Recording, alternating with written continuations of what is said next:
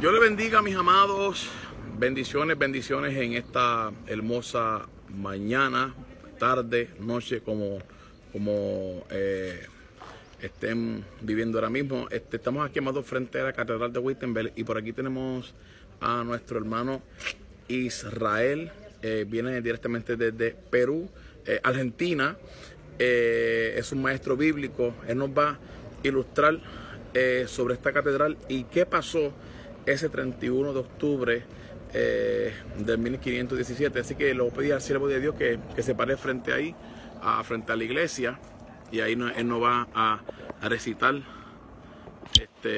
Ahí mismo, varón. Vamos al aire. Que el Señor te bendiga en gran manera. Estamos en uno de los puntos históricos más importantes para la iglesia protestante, para la iglesia cristiana de los últimos 500 años.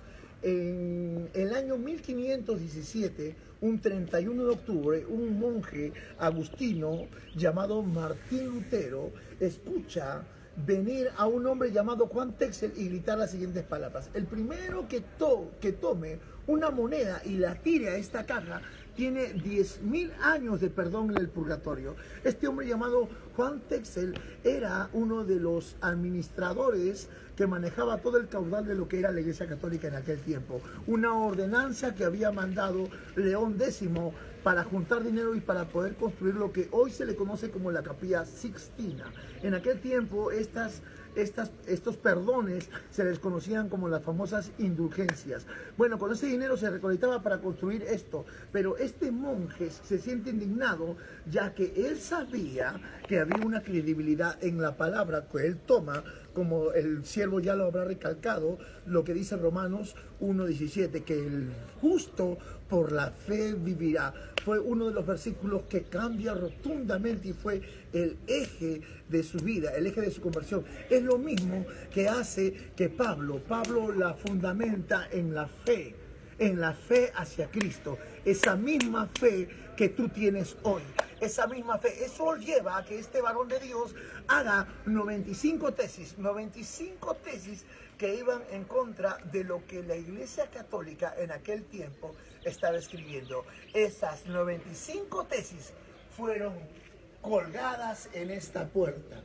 Hace 500 años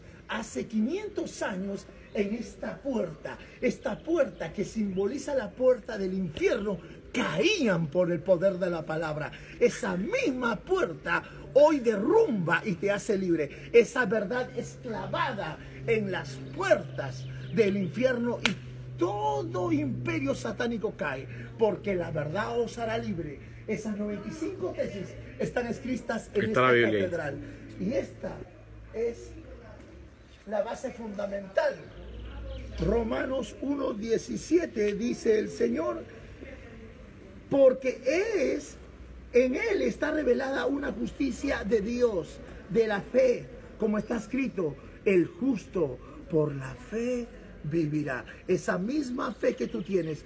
Martín Lutero viene recorriendo los pasos, o viene siguiendo los pasos de un hombre llamado John Wycliffe, en el que el varón en Inglaterra, un hombre de Dios, un teólogo de Dios, levantado en la Universidad de Oxford, fue uno de los pilares que también el Señor utilizó para preparar el camino de Martín Lutero.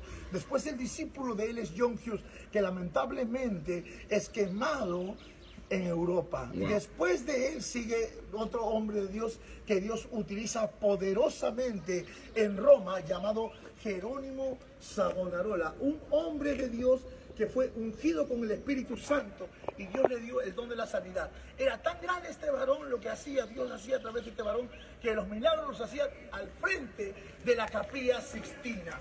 Hoy nosotros podemos apreciar que esa misma unción Dios derrama sobre cada uno de sus hombres que el Señor ha levantado en diferentes partes del mundo. Esa misma unción que el Señor ha levantado en todas partes del mundo, esa misma unción hoy el Señor la quiere derramar a ti. Después de este varón de Dios se levanta Martín Lutero en el año 1517. La historia cuenta que Martín Lutero muere y sigue otro hombre, varón de Dios, otro bastión de Dios. Yo hace 3 días, 5 días estuve en Zurich, en Suiza, y les contaba a mis hermanos latinos que se levanta en Suiza un hombre llamado Ulrico Zwingli. Ulrico Zwingli es el que continúa los pasos del protestantismo en Suiza, y este fue el último bastión, el último padre protestante en ese lugar. Y es que la historia cuenta de que ellos entraron en guerra, ya que Martín Lutero llega a Alemania y les predica a los reyes católicos, y los reyes católicos reciben a Cristo, y es ahí donde empieza todo lo que hoy nosotros conocemos, como los luteranos, los cócranes, los unitarios, los bautistas, los calvinistas, los arminianos, y es todo lo que hoy día conocemos. Estos mismos hombres de Dios escaparon de Suiza y viajaron a Inglaterra. Cuando llegaron a Inglaterra, los católicos venían con lo que habían hecho esa pantomima en aquel tiempo, que era la Santa Inquisición. Era una treta para matar a los cristianos de aquel tiempo. Se dice, la historia cuenta que no se podía divisar a un cristiano en la calle. Entonces, ¿qué hicieron? Inventaron una señal, lo que hoy se le conoce como persignarse. Entonces ellos utilizan esto, que todo hombre católico tenía que persignarse. Si no es que se persignaba, sabían que era cristiano. Y lamentablemente esta gente es perseguida hasta Inglaterra. La historia cuenta que esa gente tomó un barco, los últimos cristianos que sobrevivieron tomaron un barco. Ese barco se llamaba el Mayflower, y ese barco es el barco que llega a Estados Unidos con los puritanos, y ellos fueron los padres de la nación americana.